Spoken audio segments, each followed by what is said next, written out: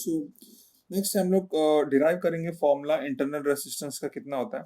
इसके लिए सबसे पहले देखो आपको हम डायग्राम बताएगा। सबसे पहले आपको एक बैटरी कंसिडर करना है। वो बैटरी का ईएमएफ है एप्सिलॉन एंड उनका इंटरनल रेसिस्टेंस है आर। एंड सपोज वो बैटरी में करंट आई फ्लो कर रहा है, ठीक है। तो जब तक करंट फ्लो नहीं कर रहा है बैटरी का ईएमएफ एप्सिलॉन, एंड जब जैसे करंट फ्लो करेगा बैटरी का जो वो सर्किट का जो पोटेंशियल डिफरेंस है वो हो जाएगा वी, ठीक है। एंड यहाँ पे एक और स्टेप देखो, आपका जो सर्किट का टोटल रेसिस्टेंस है, this particular step total resistance है आर प्लस आर, ठीक है। जहां पे आर कैपिटल आर होगा आपका एक्सटर्नल रेसिस्टेंस जो हम लोग सर्किट में प्लेस करते हैं एक्सटर्नली, एंड स्मॉल आर होगा आपका internal resistance of the cell, यानी वो सेल की वजह से अंदर में जो रेसिस्टेंस है, ठीक है। तो चलो आगे बढ़ते हैं एंड हम लोग डेरिवेशन क्या है वो देखेंगे। नाउ सबसे पहले हम लोग सर्किट ड्रॉ करते हैं तो व्हाट हैपेंस हियर इज, आपके पास एक सर्किट है विद रेसिस्टर एंड उस सर्किट में एक बैटरी कनेक्टेड है। काफी स्ट्रेट फॉरवर्ड है। नाउ सर्किट का क्या क्या प्रॉपर्टीज है देख लो। सबसे पहला इसका EMF epsilon, r resistance, internal resistance और कैपिटल आर जो है सर्किट का रेसिस्टेंस, ठीक है। तो ये हो गया जब कोई करंट फ्लो नहीं कर रहा। बट जैसे करंट फ्लो करेगा, जैसे current suppose I current flow कर रहा है तो ये सर्किट में एक पोटेंशियल डिफरेंस आ जाएगा, हम लोग उसको बोलते हैं V। वो पोटेंशियल डिफरेंस V हो गया, ठीक है।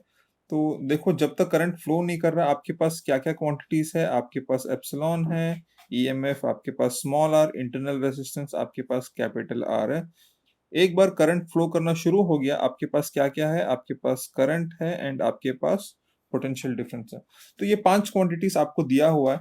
एंड जनरली हम लोग जब भी करते हैं तो आपको EMF, external resistance I B पहले से पता रहता है एंड आपको स्मॉल आर फाइंड करना है। बेसिकली डेरिवेशन ये है, आपको स्मॉल आर फाइंड करना है। EMF, external resistance, current end voltage आपको पहले से दिया हुआ है, ठीक है। तो गोइंग फॉरवर्ड गोइंग फॉरवर्ड देखो जब भी ये सर्किट में करंट फ्लो करेगा तो सर्किट मैक्सिमम करंट कितना प्रोड्यूस करेगा।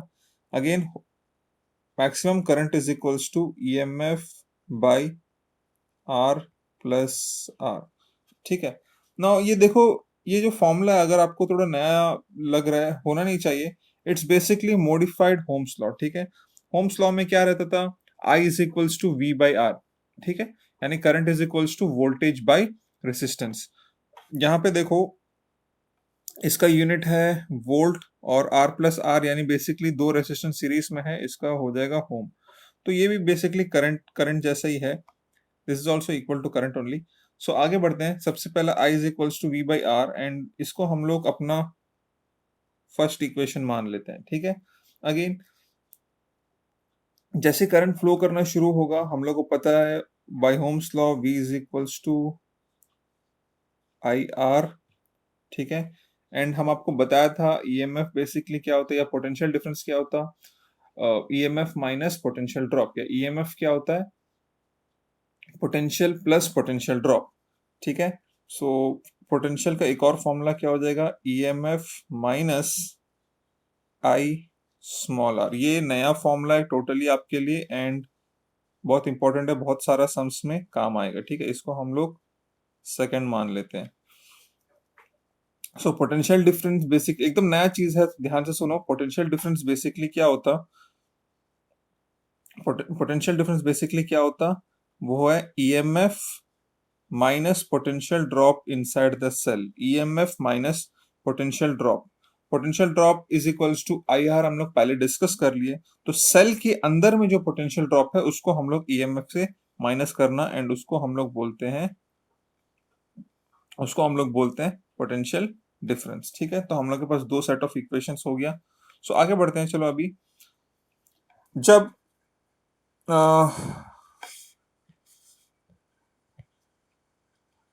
जब आपका सर्किट में करंट जीरो रहेगा, आप कोई भी पहला वाला फॉर्मूला में देख लो, यही वाला फॉर्मूला में देख लो, V is equals to epsilon minus I r. तो जब आपका सर्किट में करंट 0 रहेगा, वो टाइम आपको जो V है that is equals to epsilon. ये भी एक फैक्टर है जो आपको हमेशा ऐसे याद रखना है, it's general fact of the derivation. तो आगे बढ़ते हैं।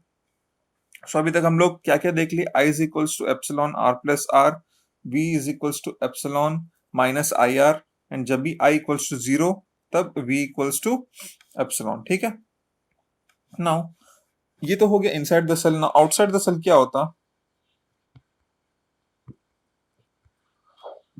आउटसाइड द सेल क्या होता हम लोग को पता है, I is equals to V by r, या फिर हम लोग V बाई आर क्या लिख सकते हैं, फ्रॉम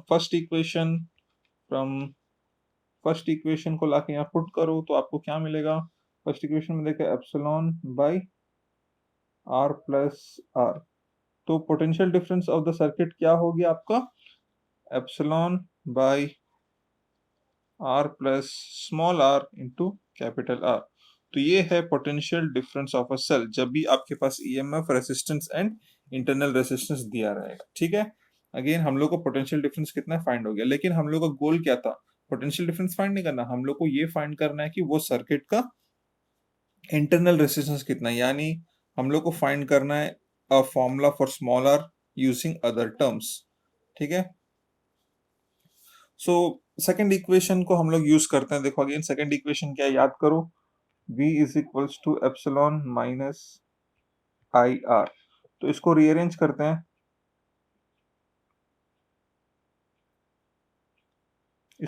करते हैं, आपको क्या मिलेगा, R is equals to epsilon minus V by I, R is equals to epsilon minus V by I.